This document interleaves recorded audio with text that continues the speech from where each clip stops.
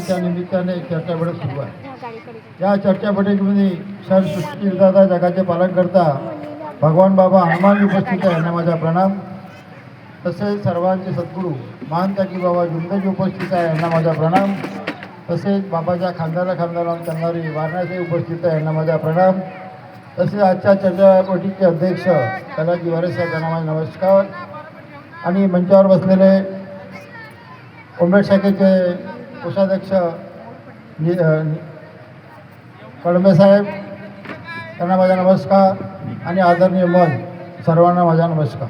आणि बसलेले सेवक सेविका बालगोपाळ सर्वांना माझा नमस्कार। बघा, चर्चा बैठक म्हणलं 4 तत्व 3 शब्द 5 नियम आणि आलेले अनुभव।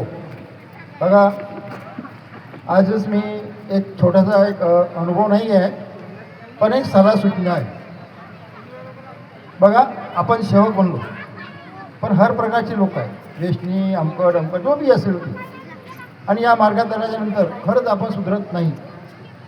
कारण काय, आताच त्यागाची फोटो आणले मी, आणि आता हवन करायला जायचं आहे। त्या सेवकाला सांगितलं, ज्यावेळेस मी त्याग सुरू केला म्हणे, त्यावेळेस एक सेवक आला, खूप जुना सेवक आहे, आणि त्या सेवकाचं नाव आपण हमेशा घेते राहतो।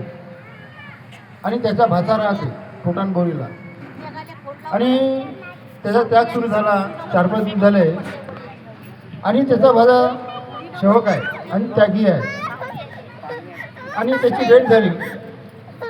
तर त्यांना त्या व्यक्तीनं त्या जो त्याग सुरू आहे त्या व्यक्तीला अशा पद्धतीने त्याला सांगण्याची सल्ला दिली का खरंच तो बिचारा घाबरून गेला। आता सेवकानं असं करायला नाही पाहिजे। त्यानं सांगितलं की माझं लग्न झालं, आणि लग्न झाल्यानंतर मी त्याग केला 11 दिवसाच्या, आणि त्याग केला आणि माझा त्याग बरोबर झाला नाही।